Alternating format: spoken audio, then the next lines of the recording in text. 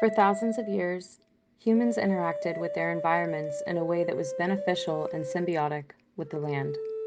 In both Oregon and Aruba, people could fish and harvest plants and animals and allowed time for recovery of the populations.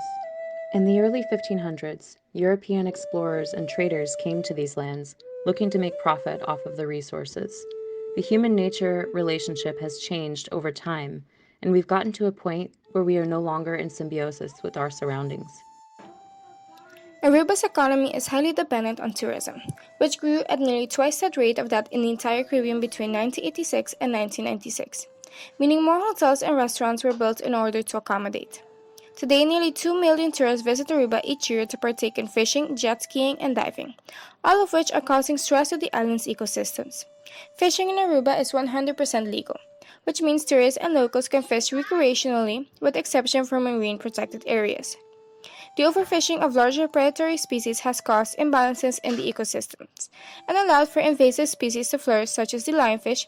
In addition, plastic pollution was a major problem up until the island's government implemented a plastic ban at the beginning of 2019. However, Aruban ecosystems have had the chance to recover since the beginning of the COVID-19 pandemic due to the drastic drop in tourism, which could have some positive effects such as repopulation of overfish species as well as coral regrowth.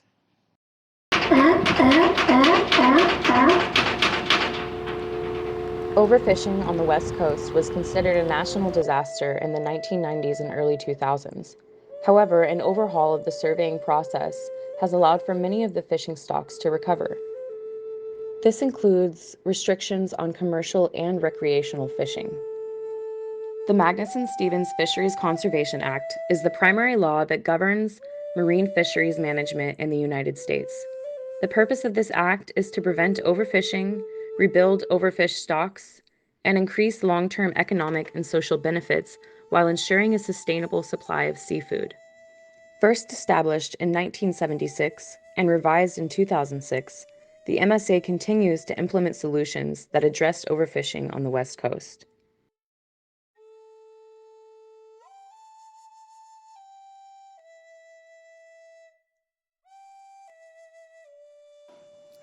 Coral reefs are an important part of the island's ecosystem, offering protection against storms and providing habitat and shelter for many marine species.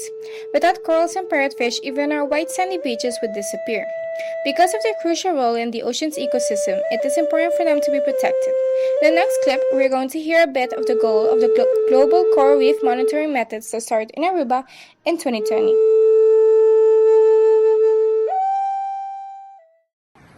My name is Jean-Luc Schwangel. I'm a coral reef analyst for Fundación Parque Nacional Aricok. Specifically here on Aruba, we wanted to use GCRMN to hopefully make a report for the government in order to push for a island-round marine park to better restrict or implement rules that will help the coral reefs around Aruba. Luckily, there are also opportunities for educational tourism in Oregon, which allows visitors to experience the coast in a safe and sustainable way. Hey, my name is Delpha Krabby. I'm with Marine Discovery Tours. Here we've got some lovely rockfish. You can see how the skin would ordinarily lay on there nice and flat.